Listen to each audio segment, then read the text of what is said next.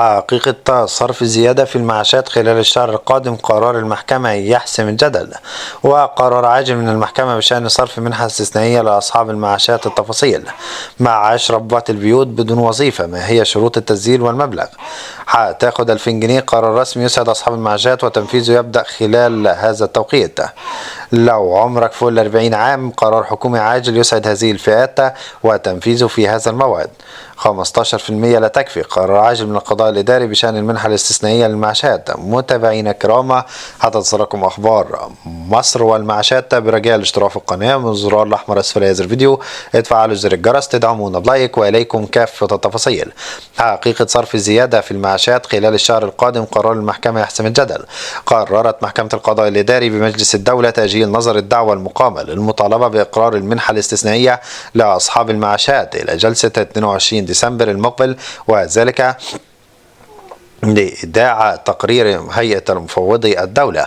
هل سيتم زيادة المعاشات قريبا؟ وكانت الدعوة قد أقامها أحمد العرابي رئيس الاتحاد العام لنقابات أصحاب المعاشات ضد كل من رئيس مجلس الوزراء والهيئة القومية للتأمينات الاجتماعية، مطالبا بتنفيذ قرار الحكومة الذي أعلن خلال اجتماعها في مارس 2025 بشأن صرف منحة استثنائية لأصحاب المعاشات ضمن برامج الحماية الاجتماعية. وأكدت الدعوة التي حملت رقم 69235 لسنة 79 قضائية أن أصحاب المعاشات من الفئات المستحقة للدعم النقدي وبرامج الضمان الاجتماعي وتكافل وكرامة وأسر الشهداء والمصابين تنطبق عليهم شروط المنحة، ولكن الحكومة لم تنفذها رغم الإعلان عنها رسميا. وأشار مقيم الدعوة إلى أن أصحاب المعاشات حصلوا فقط على الزيادة 15%، وهي نسبة لا تتناسب مع ارتفاع الأسعار وتدهور القيمة المعاشات الحقيقية، ما دفعهم للجوء للقضاء لإلزام الحكومة بصرف المنحة كاملة.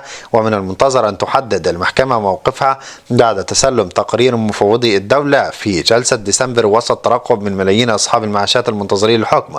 وفي السياق ذاته تبرز قضية المعاشات كواحدة من أبرز الملفات التي تشغل شريحة واسعة من المواطنين وسط مطالبات متزايدة بتحسين رواتب التقاعد لتواكب ارتفاعات تكاليف المعيشة خلال الفترة المقبلة. ومعاش ربات البيوت بدون وظيفة، ما هي شروط التسجيل والمبلغ؟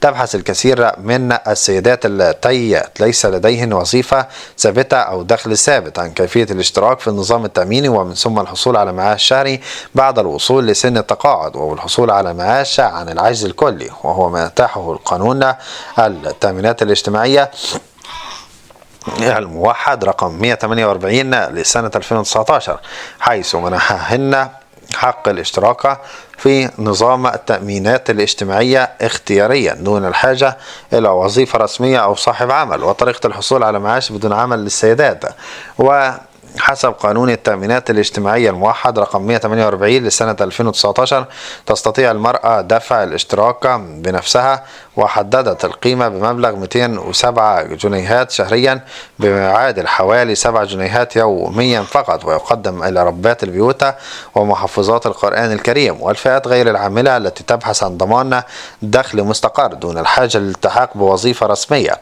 وشروط التسجيل للحصول على معاش ربات المنزل: أشار قانون التأمينات إلى أنه لا يتطلب أن تكون السيدة مقدمة موظفة أو تابعة لجهة عمل، بل يمكنها ببساطة التسجيل بصفتها ربة منزل، وذلك وفقا لبعض الشروط منها.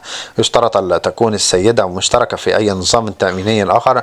يجب أن يكون عمر السيدة ما بين 18 ل 45 عاما. ضرورة الاستمرار في دفع الاشتراكات دون انقطاع.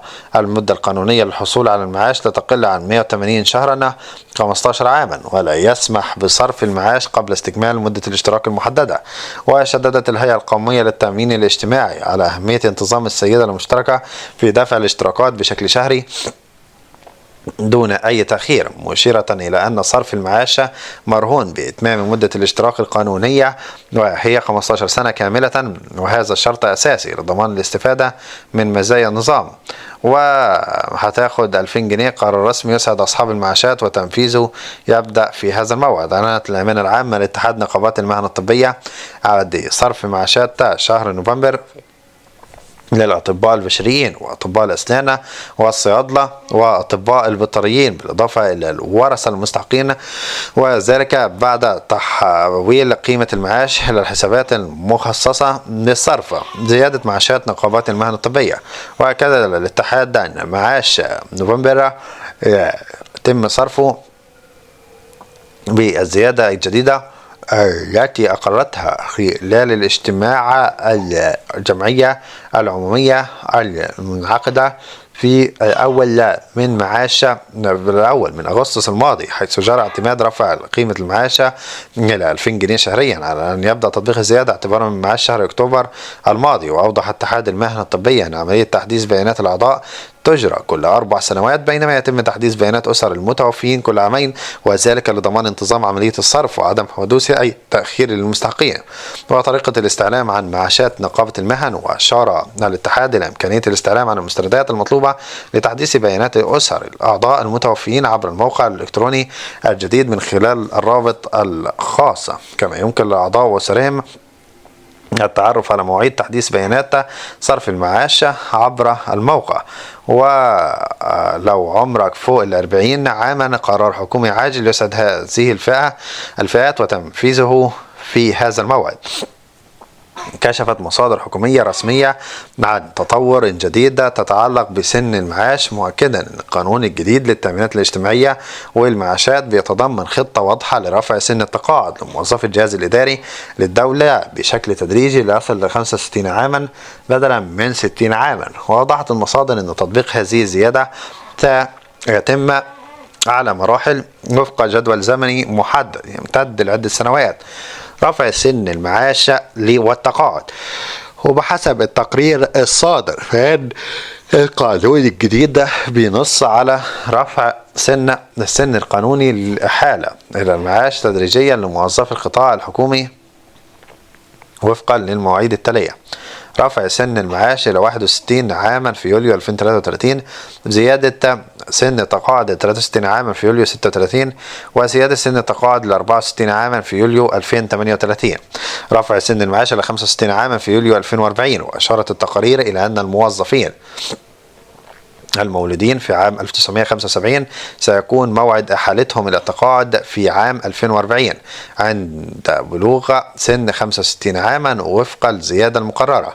شروط استحقاق المعاش المبكر. ويطرح كثير من الموظفين تساؤلات حول شروط استحقاق المعاش المبكر، إذ أوضحت اللائحة التنفيذية لقانون التأمينات الاجتماعية وفق المادة رقم 102 بند 7 الحالات التي يمكن فيها صرف المعاش المبكر، وتشمل فيما يلي: انتهاء الخدمة أو العمل أو النشاط، أن تتضمن مدة اشتراك 20 سنة فعلية على الأقل، وألا يكون المؤمن عليه خاضعا لتأمين العجز والوفاة والشيخوخة وفق أحكام القانون عند خروجه من المعاش المبكر، أن يكون المؤمن عليه مشتركا في تأمين العجز والشيخوخة والوفاة بما يضمن حصوله على المعاش لا يقل عن 50%.